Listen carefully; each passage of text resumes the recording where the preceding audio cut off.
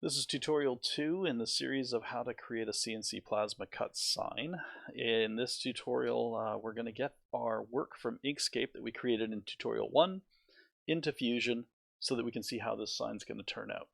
So before we go anywhere, we should have probably already done it, but we haven't saved this. You should save quite often.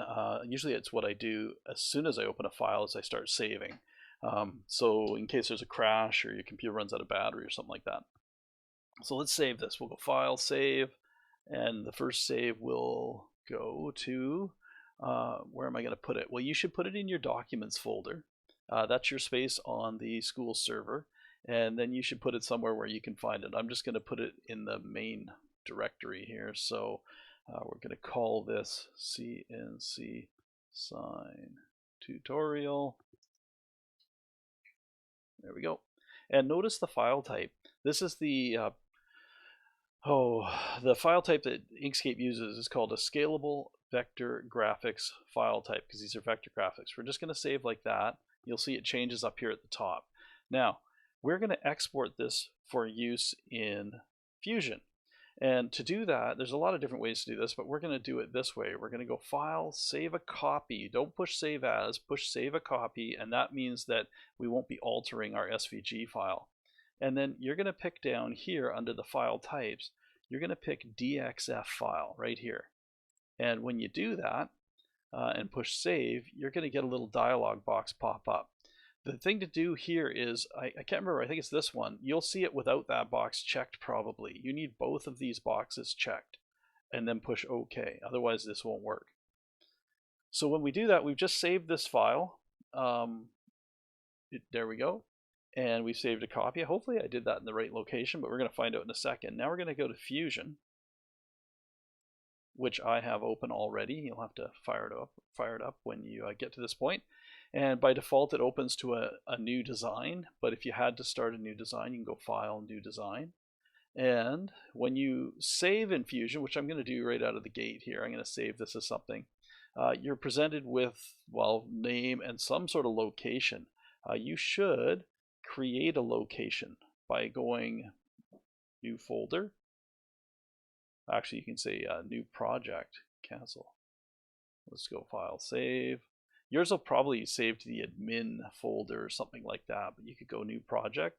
You can call this project, Metalwork or something. And this is like the main sort of folder that you keep everything, all your projects under, or your designs under. So we'll call that Metalwork. We'll say Save. And now we have a new project here. And then we'll double click Metalwork. You see our locations now, Metalwork.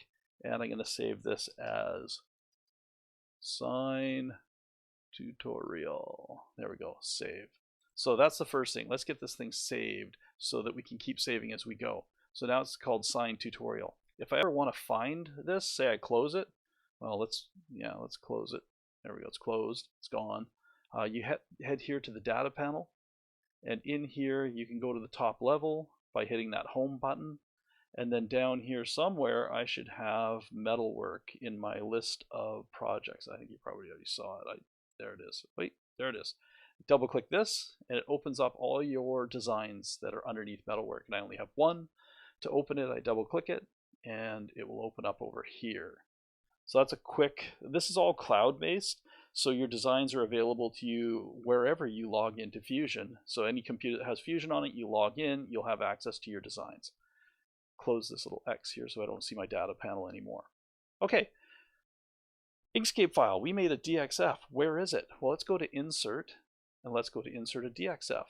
It's going to ask you two questions. It says, what would you like to apply your sketch to? So in here we have this space that's really nothing, and then we have this presented. If this isn't on, well, it'll always be on when you choose this. So see this view cube up here. If you've never been in Fusion before, this is the view cube and how you're looking at your 3D model. And this, we're going to turn your 2D sketch into a 3D model. Let's click the top, and now we're looking down from above, like as if we were a bird. Then it says the plane you would like to sketch on. Let's pick this little beige colored box. That's the plane as viewed from the top, or the flat surface. Now you're going to click select your DXF file, and you got to go find it. So hopefully I can find this. I put it under Documents. I put it under, I think it was under, here it is, CNC sign tutorial. There we go, and it's trying, and boom, here it comes. So I'm going to use, again, it's just the scroll wheel on this program to zoom in and out wherever I put my mouse, simply a scroll wheel. If I hold the scroll wheel down, I can pan, just like in the last program. And then the other one I might need to do is orbit. We'll get to that in a second. Okay, so I have my drawing installed. It's asking me a few questions over here. We can just push OK. Now what I'm going to do is I'm going to extrude this so it looks like it's cut out of a plate. So I'm going to pick this area, and notice it's ignoring the area in between unless I also pick it. So I can pick that area, but let's pick the outside area that's all blue now. Hit E on my keyboard, and then up here hit the doghouse. I call it the doghouse, it's the home button. And now you'll see it's in 3D, and well, that's the view anyway. So we'll pull this up, and you can see it starting to make it thicker. Well, here's the thickness. Let's make it out of, I don't know, 1/4 inch plate, 0.25. Enter. And there you go. You got your sign. That's how it's going to look. Now, let's have a look at it from the top by clicking top on the view cube. And let's look at these words that we were working with. What do we notice about that? This is a perfect way to see exactly what's going to come out on the plasma cutter. And I see that if I pick this original font here, I am going to lose parts of the letters. And that may or may not be something that you would like. So what did I do on this one? If you remember, I used a different font called Stencil. Stencil fonts are made to retain what otherwise would be lost. So in this 4, it's created some little bridges, and it's retaining that. So that's the quickest way to use text that will be cut out nicely, is to choose a stencil font. Is it possible to edit this to create our own little bridges here, or, well, I guess connections? Yes, it totally is, and that's another video. But you could use any font you want, but then you're going to have to do your own editing to make that work. But right now, this, as I zoom out, zoom and move, panning, zooming, this is ready for sending to the plasma cutter if I got rid of this word here.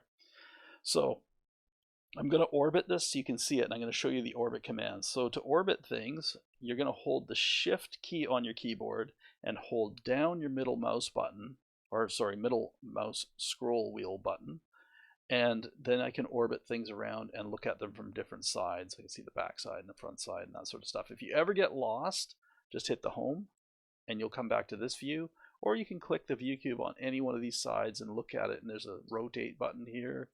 You can just look at it from whatever angle you want. So zooming just like that, that's orbiting. Okay, well, this thing is ready to go. Well, it's not really ready because I got to get rid of one of these words, but that's how you would get ready to go to the plasma cutter. And next tutorial, we're going to actually do some editing to show you how to fill in these lands in case you used a font like the first font I used here. Okay, that's it for now.